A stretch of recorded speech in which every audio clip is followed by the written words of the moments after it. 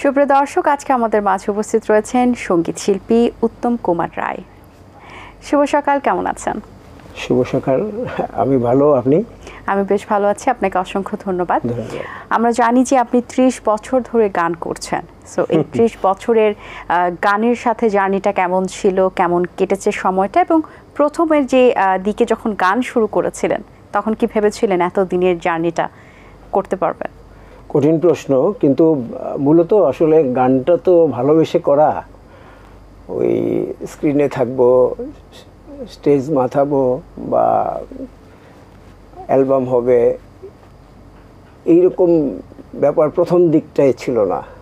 প্রথম দিকটায় স্রেফ ওই পাখি যেমন গান গায়, ভালো লাগে, ভালোবাসা, হ্যাঁ, ভালোবাসা থেকেই গান শুনতাম।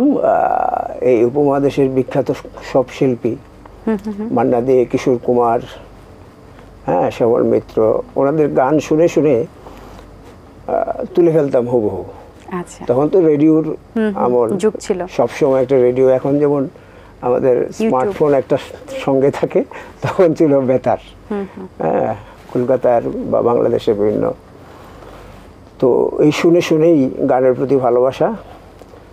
তারপর যখন আশপাশের লোকজনের বা স্কুল, কলেজ, ইউনিভার্সিটিতে স্যারদের মানে প্রশংসা পেতাম, তখন মনে হতো যে বিরাট কিছু একটা করে ফেলবো, উৎসাহ পেতেন। আচ্ছা, বেশ দারুণ। এখন কি মনে হচ্ছে, এখন এই সময়ে এসে গানের সাথে নিজেকে জড়ানোর যে সিদ্ধান্তটা, কিংবা গান নিয়েই সারা জীবন এগিয়ে যাবেন এবং এত দিনের জার্নি পার করবেন, সেই সিদ্ধান্তটা কতটুকু সঠিক ছিল বলে এখন মনে করেন? একদম সঠিক ছিল। আসলে গান কিন্তু কমার্শিয়াল কিছু না, এটা দিয়ে আমি পয়সা কামাবো বা আমার খুব নাম হবে। আমি মনে করি গানটা হচ্ছে একটা জীবন পদ্ধতি। হ্যাঁ, আমরা যেমন খাই, দাই, ঘুমাই, মিউজিকটা কিন্তু তাই। আমি গানের পাশাপাশি অধ্যাপনা করি, এই জন্য একটু তত্ত্বকথা চলে আসলো, সরি। তো এই অধ্যাপনার জীবনেও আমি আমার মেয়েদের, আমি মহিলা কলেজে আছি অনেক বছর, প্রায় 30 বছর, আমার গানের সমানই অধ্যাপনা। তো ওখানেও আমি এই কথাটাই বলি যে মিউজিকটা কিন্তু কিছু দেখানোর বিষয় না, এটা হচ্ছে মানে উদযাপনের বিষয়। ওই যে অনেক মনীষী বলে জীবন হচ্ছে উদযাপনের বিষয়, সেলিব্রেট করার বিষয়। মিউজিকটা কিন্তু তাই। আপনি কোনো কিছু উদযাপন করতে গেলে কি করি আমরা? গান করি। তো সুতরাং গানে যদি আপনি থাকেন, মানে জীবনটা অন্যরকম হইতে বাধ্য। আচ্ছা, সুন্দর কথা বলেছেন। এই মুহূর্তে সকালের এই সুন্দর সময় আমাদের আয়োজনে একটি গান শুনতে চাই। কোন গানটি শোনাবেন? আমি তো এই বেতার টেলিভিশনে বেশিরভাগ নজরুল, আধুনিক গান করি। তো নজরুলের একটি গান আমি একটুখানি জি জি, অবশ্যই। নয়ন ভরা জল গো তোমার,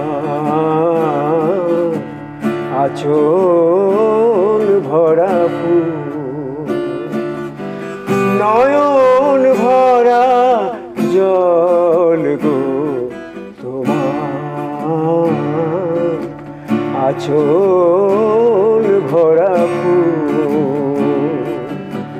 ফুল নেব না অশ্রু নেব, ফুল নেব না অশ্রু নেব, ভেবে হই আকুল, নয়ন ভরা জল গো তোমার, আঁচল ভরা ফুল।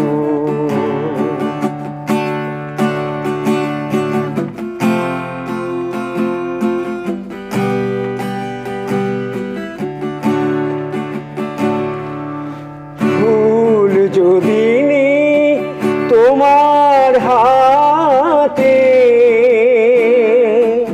জল রবে না নয়ন পাতে,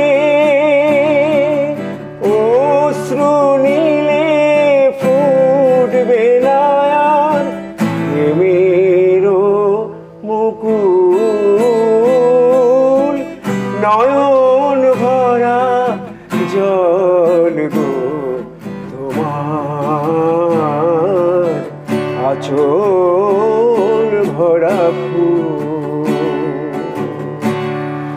বাহ, চমৎকার চমৎকার, অসাধারণ, অসংখ্য ধন্যবাদ আপনাকে। আচ্ছা, এই যে আমরা একটা সময় কিন্তু গান শুনেছি হারমোনিতে, এখন ডে বাই ডে যন্ত্র এসেছে, অবশ্যই গিটার এখন অন্যতম একটা মিউজিকের যন্ত্র হিসেবে কাজ করছে। সো এই চেঞ্জিং যে বিষয়টি আসছে আমাদের গানের ক্ষেত্রে এবং গানের যে পরিবর্তনটা, এবং আমরা কিন্তু দেখছি যে গান এখন নতুন আঙ্গিকে কিন্তু পরিবেশন করা হচ্ছে। আগের গানগুলো কিন্তু এখন রিমিক্স দিয়ে বেশ বিটের গান আমরা যেটাকে বলি, বা একটা ধামাকাদার মিউজিক নিয়ে কিন্তু আমরা নজরুল সঙ্গীত, রবীন্দ্রসঙ্গীত নতুন করে কামব্যাক পাচ্ছি আমাদের মাঝে। সো বিষয়টি আপনি কিভাবে দেখছেন? এটা খুবই পজিটিভ, কারণ হচ্ছে কি, আসলে সময় তো পরিবর্তিত হয়, তাই না? আমরা এক সময়ে হারমোনিয়াম দিয়ে গান এখনও করে রবীন্দ্রসঙ্গীত, নজরুল সঙ্গীত, কিন্তু হারমোনিয়ামটা কিন্তু সায়েন্টিফিক না। আপনি এই গিটার, পিয়ানো, যেমন স্বয়ং রবীন্দ্রনাথ কিন্তু দূরদর্শনে হারমোনিয়াম নিষিদ্ধ ঘোষণা করেছিলেন, বহুদিন নিষিদ্ধ ছিল। আমাদের বিটিভিতে একবার চালু করেছিলেন যে হারমোনিয়ামে গাওয়া যাবে না। হারমোনিয়ামে গাইলে কি হয়, ওই বাচ্চাদের যেরকম ধরে ধরে নিয়ে যেতে হয় না, ওই নোট ধরে ধরে, গিটারটা হচ্ছে অত্যন্ত, এই গিটারটা থাকলে আপনার আর কোনো যন্ত্রের প্রয়োজন হয় না একটা গান করার জন্য। আর তারপর জেনারেশন জি, তাদের কাছে যদি আপনি আমাদের ঐতিহ্যকে, বাংলা সংস্কৃতির মূল বাহন তো মিউজিক, এই মিউজিককে যদি আপনি তুলে ধরতে চান, তাহলে কিন্তু আধুনিক বাদ্যযন্ত্রের প্রয়োজন আছে।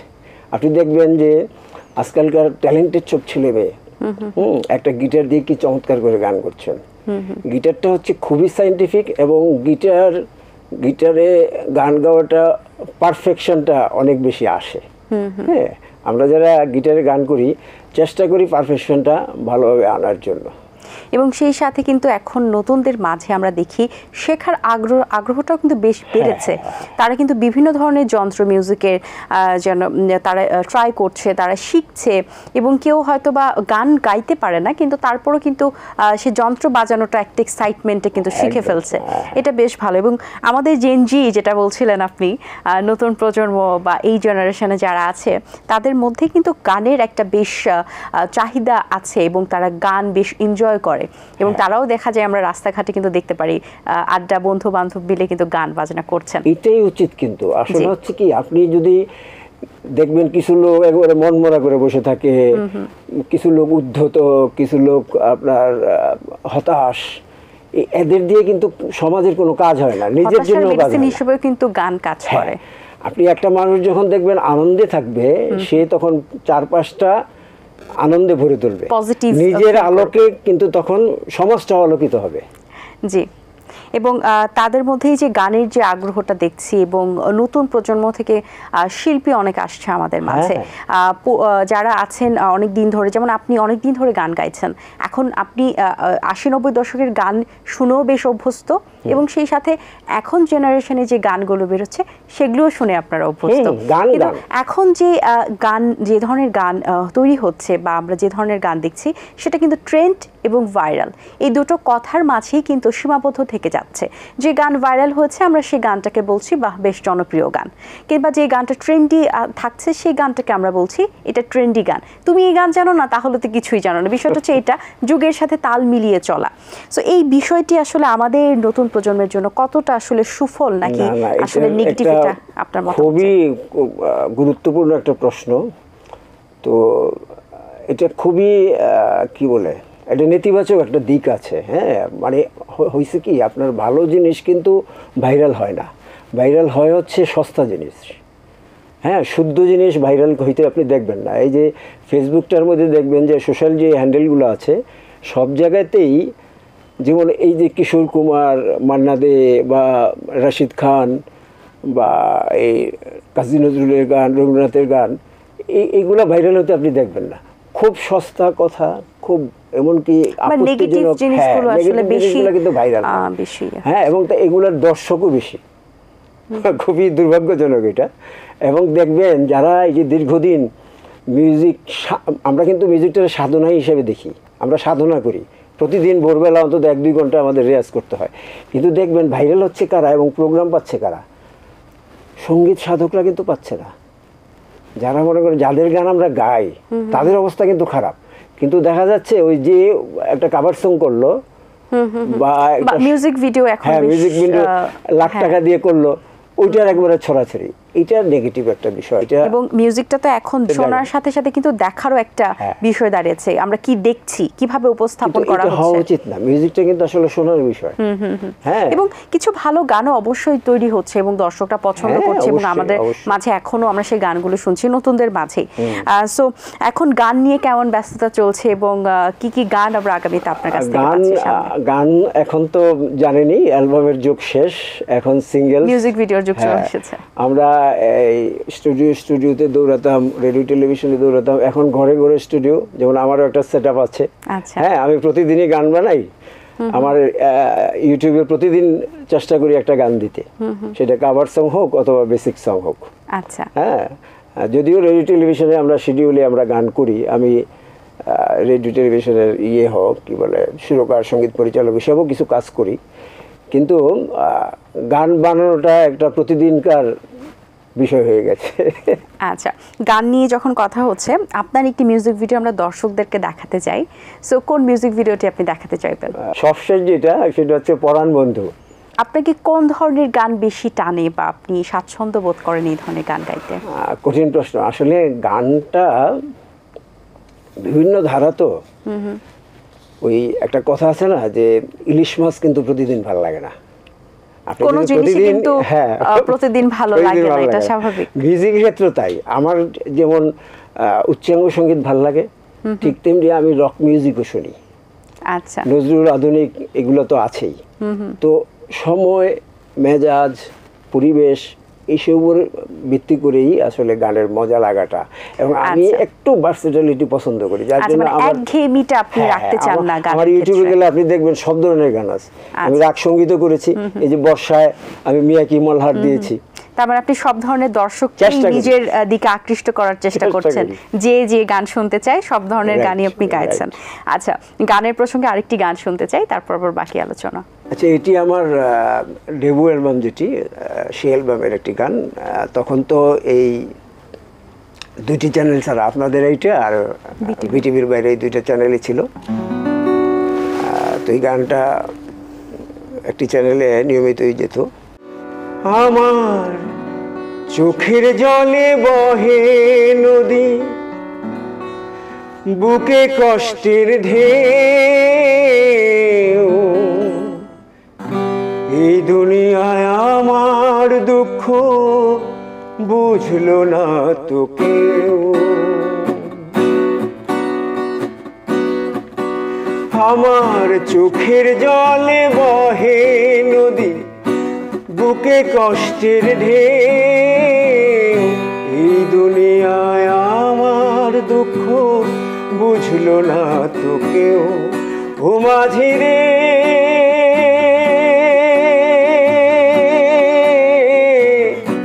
নাও ভিড়া রে,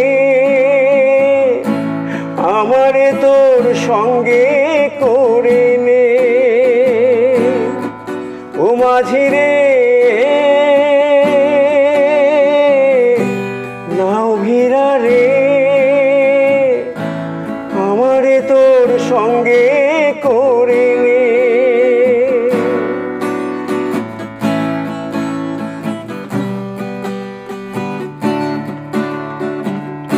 ভালোবেসে কারো কাছে ভালোবাসা পাইনি, সুখের পাখি দিয়ে ফাঁকি এমন সুখ তো চাইনি। ভালোবেসে কারো কাছে ভালোবাসা পাইনি, সুখের পাখি দিবে ফাঁকি এমন সুখ তো চাইনি। ও মাঝি রে, নাও ভিড়া রে, আমারে তোর সঙ্গে করে নে। ও মাঝি রে, নাও ভিড়া রে, আমারে তোর সঙ্গে করে নে। অসম্ভব দারুণ, আপনাকে অসংখ্য ধন্যবাদ। সঙ্গীত জগতে আপনার গানের আইডলকে? গানের আইডল তো আমার সব শিল্পীদের যিনি শিল্পী, কিশোর কুমার, মান্না দে, আচ্ছা, হ্যাঁ, শ্যামল মিত্র, এরাই তো আসলে প্রকৃত বাংলা গানের মানে যুবরাজ হচ্ছেন ওনারা। আচ্ছা, এখন পর্যন্ত কতগুলো মৌলিক গান রিলিজ হয়েছে আপনার? মৌলিক গান আমি তো গুণে বলতে পারবো না, বেশ কিছু হয়েছে, তবে বেশি মৌলিক গান আমার হয়েছে, আমি বেতারে জানেন যে একটা বৈষম্যহীন স্কেডিউল দেওয়া হয়, যার কারণে বেতারে আমি মৌলিক গান বেশি করেছি। বিভিন্ন শিল্পী আমার নিজেও মৌলিক গান করেছি, অন্যান্যদের সুরকার হিসেবেও করেছি। আপনাকে অসংখ্য ধন্যবাদ। গল্পে গানের আড্ডায় আমাদের সময় শেষ। বেশ ভালো লেগেছে এবং বেশ সুন্দর কিছু গান শুনিয়েছেন আপনি। অনেক অনেক শুভকামনা আপনার জন্য। আমরা আশা করছি আগামীতে আপনার বেশ সুন্দর কিছু গান আমরা উপহার পাব। ধন্যবাদ আপনাকে। আর এটিএন বাংলা আমার একটা প্রিয় চ্যানেল, এটিএন বাংলাকে আমি ধন্যবাদ জানাই। সঙ্গীতের ক্ষেত্রে এটিএন বাংলার অনেক অবদান। আজকে আমাকে ডেকেছেন এই জন্য, আর আপনার উপস্থাপনাও আমি খুব এনজয় করলাম। সবাইকে ধন্যবাদ। আমার জন্য আশীর্বাদ করবেন, দোয়া করবেন। দর্শক, আশা করছি আজকের আয়োজন আপনাদের ভালো লেগেছে। আজ এই পর্যন্তই। আপনাদের সঙ্গে দেখা হবে আগামী সকাল ঠিক 7:30। সেই পর্যন্ত ভালো থাকুন, সুস্থ থাকুন। আল্লাহ হাফেজ। দিন আসে দিন যায়, সময়টা চলে যায়, তবু আছি এই বেশ ভালো। জীবনটা রঙময়, যেভাবেই হওয়া চাই, নয় কভু সাদা কালো। এই আশাতে স্বপ্ন ভাসে, সুখ হাসে চোখে মুখে, চায়ের চুমুকে।